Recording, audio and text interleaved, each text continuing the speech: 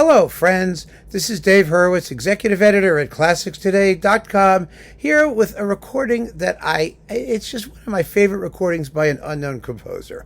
And I need to mention it again. I've talked about this composer and this recording, but I don't think I've ever really featured this specific one at any length. And so here it is. It's Kalliwoda, Johann Wenzel Kalliwoda.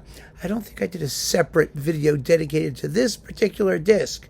And I just feel that I should, because there are very few recordings that have given me this much pleasure. I mean, this was released, let's see, it was recorded in 2004. Has it really been that long? Oh my God. I don't know. All I can tell you is this is great stuff. Now, Kalliwoda lived from 1801 to 1866. He was Czech. He was a very popular composer of the first half of the 19th century. His first symphony, for example, has a scherzo that Schumann stole in his fourth symphony. I mean, quite literally. And he just was generally a very, very well-known guy. He wrote 7 symphonies. I think there are at least 7 symphonies, 24 concert overtures. I'm really waiting for somebody to do the whole set.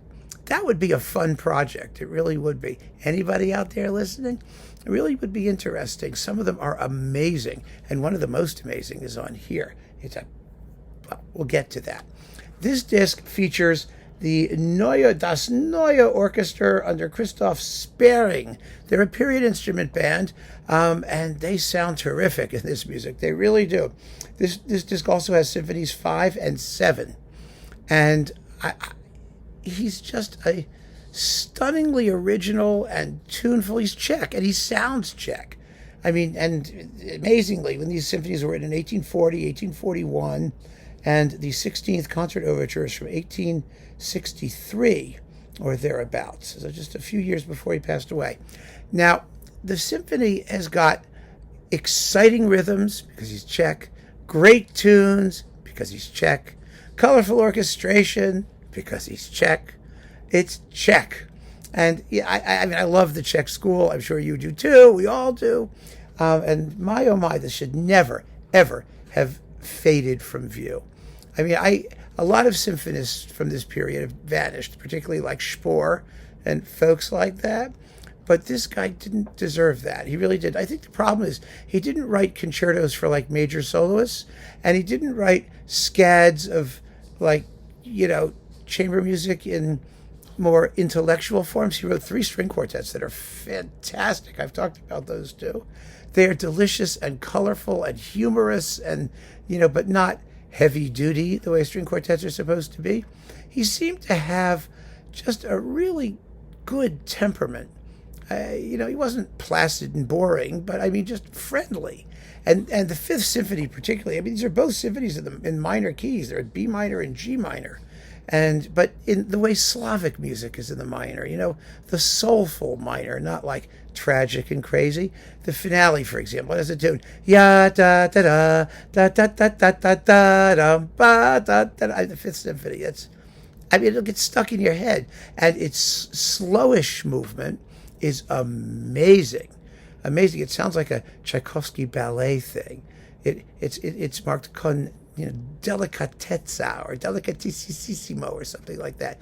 And it's this gentle pizzicato with a tune that goes, yeah, da da da da da da da da da da da. I can't do it.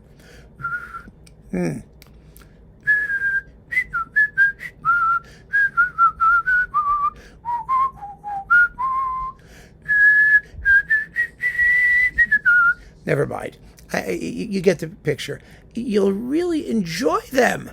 I mean, just the energy, the tunefulness, the color, they're great symphonies of their period. They really are. And the performances are marvelous, full of fire and dynamism and nice hard timpani and punchy brass playing, and the strings do not sound like they're playing totally non-vibrato with that icky, desiccated period instrument-y sound. It's romantic and fresh and youthful and spirited, and everything about it is just delightful. And best of all, you get Concert Overture number 16 in A minor.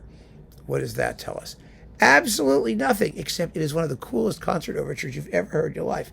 It's almost 12 minutes long. It's a big piece.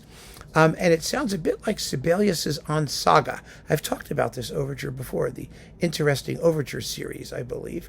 I may have even played a bit of it. And it's an extraordinary piece. It sounds like it was written decades later. It really does. I mean, it's fascinating. The opening theme, da da da da da da da da da. This is that sort of intense minor key, legendary ballad-like quality. I mean, the main tune actually sounds like the middle tune in Prokofiev's Second Piano Concerto's finale, which is similar. Da da da da da da da da da. Remember that? It's quite similar to that. It's again impossible to get out of your head. It's so much fun to listen to. If you're gonna you want to discover something new, if you really want to hear something marvelous and you like Schumann and Mendelssohn and that crew, get this. Kalliwoda Symphonies 5 and 7 and the Overture number 16 on CPO with Das Neue Orchester, Christoph Spering. And, oh yeah, I mean, you'll be so happy if you haven't heard it yet. So I know I sometimes take these favorite recordings of mine and I try and mention them several times, but the truth of the matter is, as I've said many times before, I could rave about it once, but if I don't keep mentioning it, how is anyone going to know? Unless you watch, video number 2372. We have to, if we want to return great music to the repertoire, music that never should have been abandoned or forgotten, then it has to be played, and it has to be talked about, and it has to be pushed. And so I'm pushing. I hope it works. Keep on listening, friends. Thanks so much for joining me. Take care.